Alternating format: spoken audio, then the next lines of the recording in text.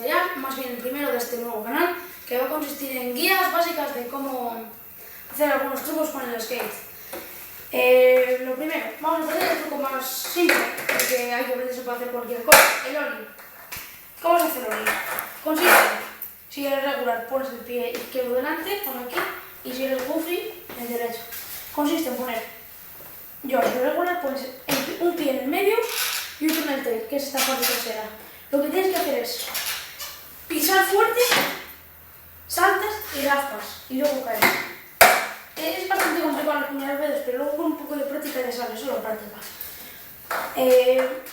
Algunos trucos. Yo aprendí primero a hacer cada paso. Primero aprendí a hacer así, luego aprendí a raspar y simplemente raspar, no caer, y caer así con un pie. Tal como así.